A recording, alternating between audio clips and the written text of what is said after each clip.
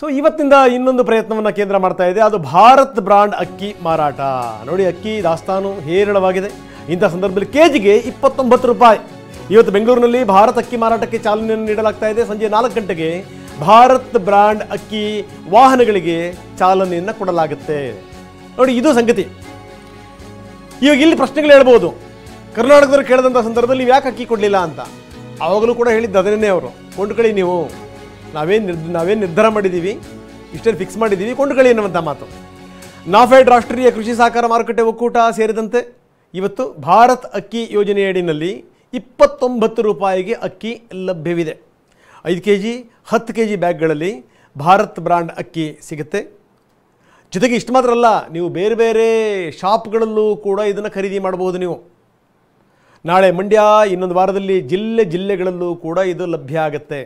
ಈ ಹಿಂದೆ ಕೇಂದ್ರ ಸರ್ಕಾರ ಈ ಭಾರತ್ ಆಟ ಅಂತ ಇದು ಮಾಡಿತ್ತು. 27 ರೂಪಾಯಿ ಕೆಜಿಗೆ ಭಾರತ್ ಆಟ, ಅದು ಯಶಸ್ವಿಯಾಗಿದೆ. ಭಾರತ್ ಚೆನ್ನ 60 ರೂಪಾಯಿ ಕೆಜಿಗೆ ಏನು ಈ ಕಾಳುಗಳನ್ನು ಕೊಡುವಂಥದ್ದು, ಅದು ಕೂಡ ಯಶಸ್ವಿಯಾಗಿದೆ. ಈಗ ಮತ್ತೊಂದು ಸೇರ್ಪಡೆ ಭಾರತ್ ರೈಸ್. ಸೊ ಜೊತೆಗೇನು ಅಂತಂದರೆ ಇಲ್ಲಿ ನೀವು ರಿಲಯನ್ಸಲ್ಲೂ ಕೂಡ ಕೊಂಡ್ಕೋಬೋದು, ಬಿಗ್ ಮಾರ್ಕೆಟಲ್ಲೂ ಕೂಡ ಅದನ್ನು ಖರೀದಿ ಮಾಡ್ಬೋದು. ಅಂದರೆ ಶಾಪ್ಗಳಲ್ಲೂ ಕೂಡ ಇದು ಸಿಗುತ್ತೆ. ಸೊ ಅವಿನಾಶ್ ಹೇಳ್ತಾ ಇದ್ರು, ನೀವು ಕಾಳುಗಳನ್ನು ಮಾರಾಟ ಮಾಡುವಂಥ ಒಂದು ಪ್ರಯತ್ನ ಅದು ಯಶಸ್ಸನ್ನು ಕಾಣ್ತು. ಈಗ ಅದರ ಮುಂದುವರೆದ ಭಾಗ ಅಕ್ಕಿಯನ್ನು ಕೂಡ ಮಾರಾಟ ಮಾಡಲಾಗ್ತಾ ಇದೆ. ಇವತ್ತು ಬೆಂಗಳೂರಿನಲ್ಲಿ ಭಾರತ್ ಅಕ್ಕಿ ಆ ವಾಹನಗಳಿಗೆ ಇವತ್ತು ಚಾಲನೆಯನ್ನು ಕೊಡಲಾಗುತ್ತೆ.